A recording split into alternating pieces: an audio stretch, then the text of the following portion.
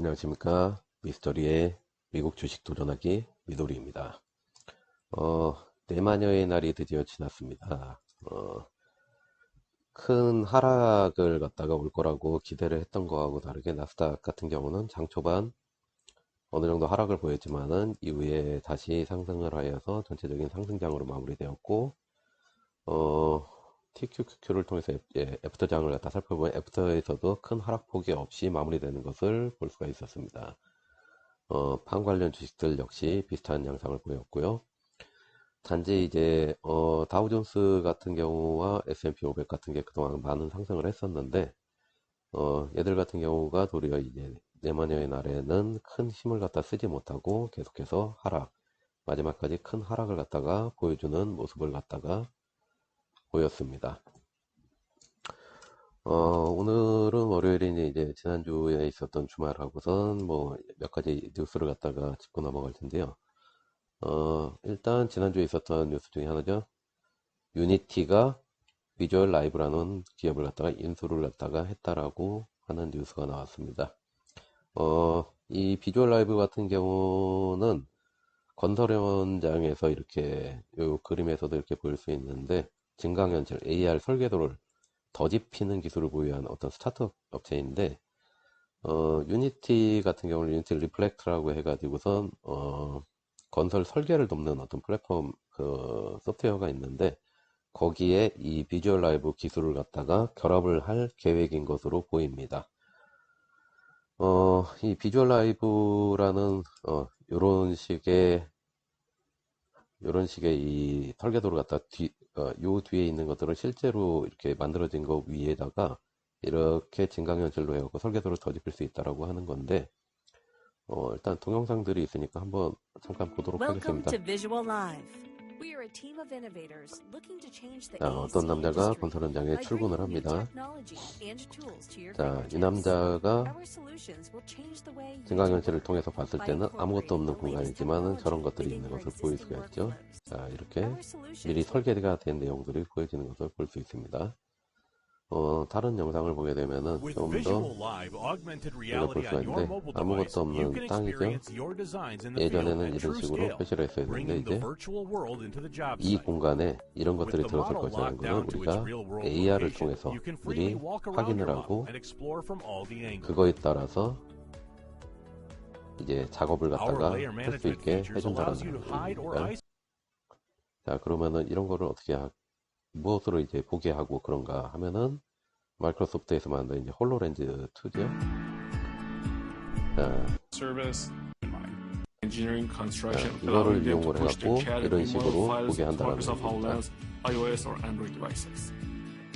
우리가 아이언맨 같은 거에서 보았던 그런 기술인데, 이런 기술이 이제 설계도 만드는 그 방식하고서 이제 연동이 된다라고 하면은, 어, 조그만 집 같은 거를 짓는데도 사용을 할 수도 있지만, 우리가 무슨, 대형 산업 현장, 어떤 큰 공장 같은 거를 짓는 뭐 삼성중공업이나 두산 인프라코어 같은 데서 어떤 공장이라든가 이런 걸 갖다 짓는 데에서도 큰 기업에서도 이런 기술을 갖다 사용을 앞으로는 할 수가 있겠죠. 그리고 아마 유니티가 이쪽에서는 가장 선도업체가 되고서 이제 독점업체가 되지 않을까 하는 생각을 해봅니다.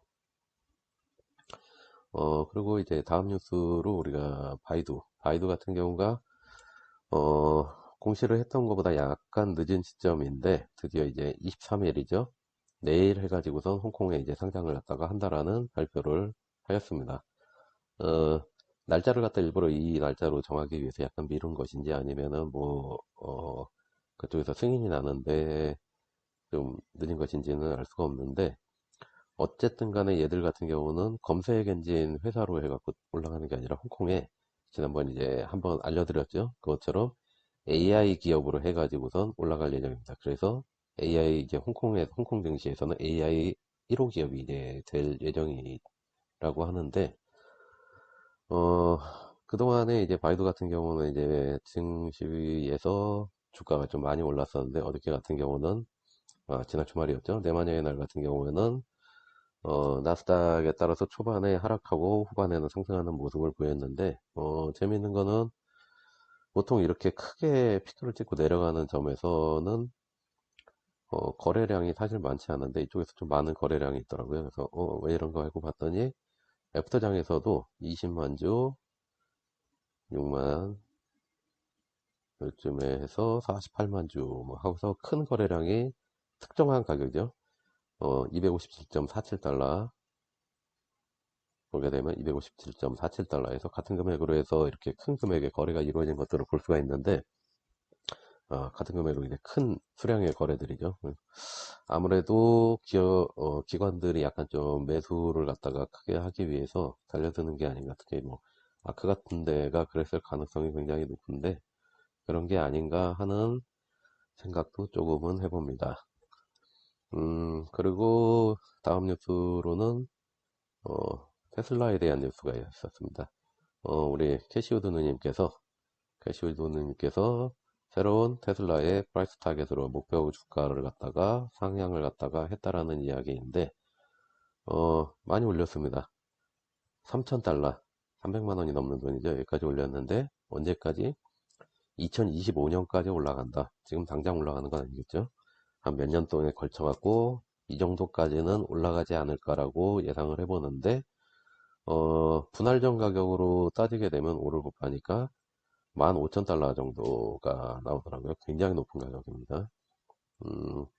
그리고 얘기를 하는데 골드만삭스 같은 경우도 단기적으로는 지난 12월에 해가지고 단기적으로는 30% 정도가 더 올라갈 것 같다라고 예측을 했죠. 그래서 국내에서는 여러 가지 뭐 테슬라가 악재다 하는 지금 자극적인 타이틀의 뭐 기사들이 뭐 많이 나오던데 미국 쪽에서는 도리어 이제 기업 자체의 가치를 갖다가 보고선 했을 때 좀 높은 수치를 갖다 얘기를 하고 앞으로도 상승이 계속 이어질 거라고 생각하는 것처럼 보입니다.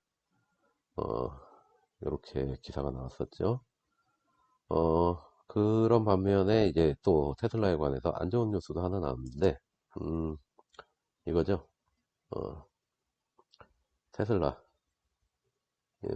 이 중국 쪽에서 해서 어떤 자기네들 군시설이나 이런 데에서 근무하는 사람들이라든가 그런 곳에서 이거를 사용하지 못하게 하겠다. 테슬라 차량을. 왜? 얘들은 이제 카메라를 사용하다 보니까 이런 것 때문에 보안에 대해서 문제가 있을 수 있다 하는 그런 문제인데, 이 문제에 대해서 이제, 우리 머스크 형님 같은 경우는 굉장히 이제 분노하시면서, 우리 테슬라에서 그런 일이 만약에 있다라고 하면은 공장을 갖다가 폐쇄하겠다라고 하는 그런 뭐 이제 셧다운을 하겠다고 하는 뭐 그런 강경한 얘기도 하셨는데, 어, 사실 이제 이거 자체가 이렇게 이런 이야기가 나오게 중국에서 된 거는 이제 지난 주말에 해가지고서 이제 중국 쪽하고서 미국 쪽하고서 이제 알라스카에서 회담을 하면서 서로 굉장히 이제 주도권을 잡기 위해서 서로에게 날카로운 말을 갖다 해대고 그런 게 있었는데 그런 이후에 나온 거래 가지고 아무래도 이 미국과 중국 간의 무역 전쟁 요게 이제 이거에 이제 연장선상으로 해가지고서 이 테슬라가 끼어들게 된 게 아닌가 싶습니다. 그러면은 이제 다들 이제 걱정하시는 게 과연 이런 것들이 중국에서 불매운동 같은 걸로 혹시 이어지지 않을까 이러고 이제 생각을 하실 수 있는데 트럼프 정부 시절에 이제 미국이 화해 제재에 나서자 이제 중국의 이제 외교부 대변인이 자기들 트위터에다 이런 걸 올렸었죠. 아이폰과 페이스북에 대한 제재를 우리도 할 수 있다 했는데 그러니까 이제 중국에서 일부 중국인들 같은 경우가 이 애플에 대해서 불매운동을 갖다 시작을 했습니다. 근데 어떻게 됐죠? 결과적으로 이제 실패를 하게 됩니다. 왜?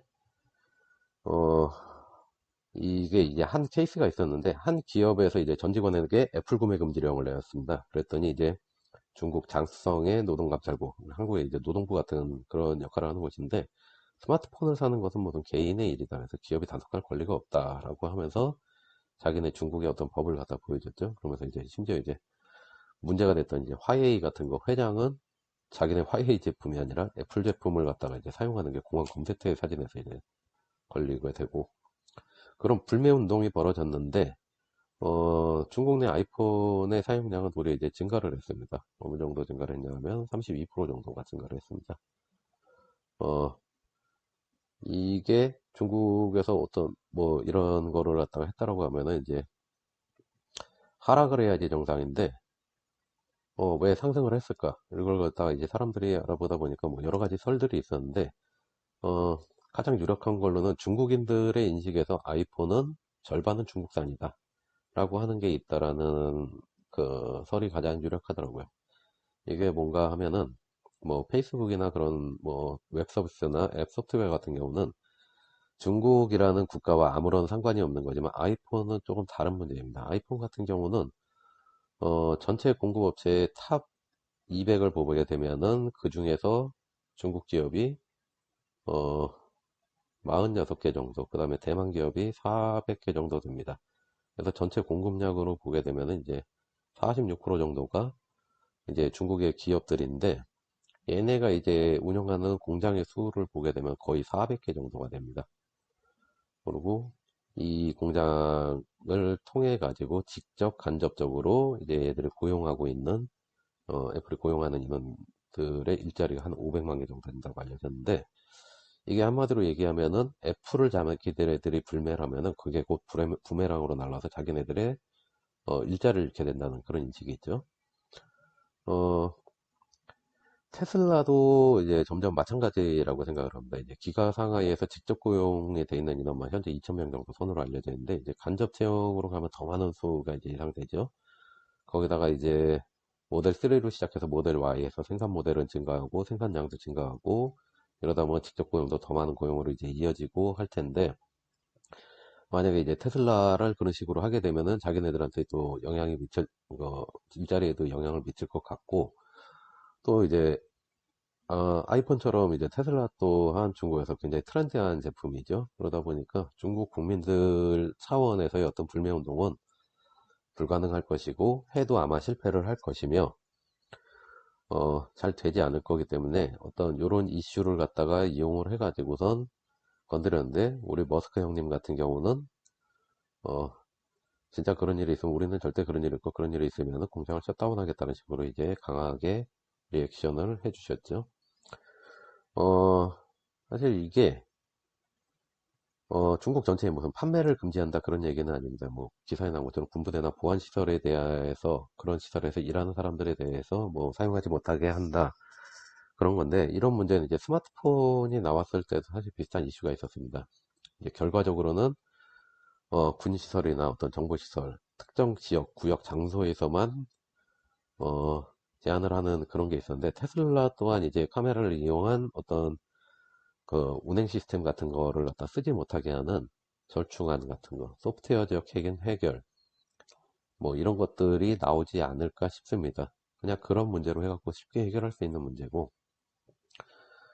어, 뭐 머스크 형님 같은 경우는 이런 입장도 밝혔지만, 이제 금방 이제 중국을 갖다 방문해서 이에 대해서 대처를 하겠다라는 또 뉴스도 나왔는데, 사실 이거는 굉장히 좋은 것이라고 봅니다. 사실 CEO가 자기네들 기업에 대해서 이런 이슈가 나왔을 때 적극적으로 나서고 바로바로 리액션을 해주고, 어떻게 내가 대처를 하겠다라는 걸 갖다가 이제 신호를 주는 것인데, 요게 왜 좋은 것이냐면, 이제 좀 비슷한 케이스가 있었던 기업이 있습니다. 굉장히 이제 사람들의 주목을 받았었는데, 특히 이제 아크에서도 이제 새로 인수를 갖다가 그 주식을 갖다가 사기 시작하고 했는데, 별로 빛을 보지 못하고 있는 기업이 하나가 있습니다. 어디냐 하면 이제 이 펠로톤이라고 하는 회사인데,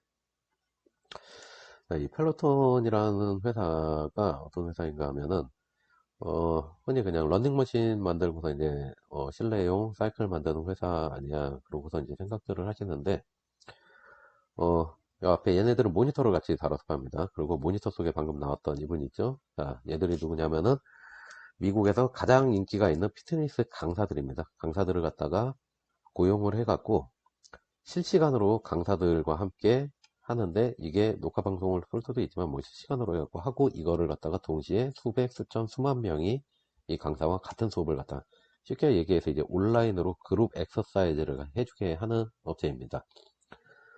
이게 얼마나 많이 미국인들한테 사랑을 받고 있었냐면은, 이제 미셸 오바마 전 이제 영부인이었죠. 그분에다가 이제 바이든 같은 경우도 이 펠로톤의 굉장히 열광적인 지지자고 사용자인데, 문제는 이제 미셸 오바마처럼 바이든 같은 경우도 백악관에다가 이 펠로톤을 갖다 가지고 들어가려고 했었는데 문제가 생겼습니다. 시크릿 서비스 경호국에 의해서 차단이 되었죠. 이유는 아까 말씀드린 것처럼 온라인으로 스튜디오 강사와 실시간으로 이제 소통하면서 하는 쌍방향 온라인 그룹 엑서사이즈가 가능한데, 요게 보안에 문제가 있을 수 있다는 얘기가 이 경호국을 통해서 나왔기 때문입니다. 그래서 이게 당선이 이제 결정되었던 시점에서부터 이제 CNBC를 비롯해갖고 여러 뉴스에서 다룰 정도로 굉장히 큰 이슈였습니다. 이 펠로톤에 대해서. 왜 조 바이든은 자기의 펠로톤을 갖다가 백악관에 가져갈 수 없는가, 뭐 이런 것도 있죠. 바이든 펠로톤을 보안 위험이 증가를 하고 있다. 바이든은 아마도 새로운 운동기구를 갖다 장만해야 될지, 백악관에 가기 전에 새로운 거를 갖다가 방만해야 될지도 모르겠다. 뭐 이런 뉴스들이 나오고 있는데, 이런 뉴스들에 대해서 펠로톤 측에서는 아무런 대응을 하지 않았습니다. 어떠한 뉴스도 나오지 않았습니다. 정말. 세상에 어떻게 이럴 수가 있을 정도로 어떤 뉴스도 나오지 않았죠. 그래서 어떻게 됐나?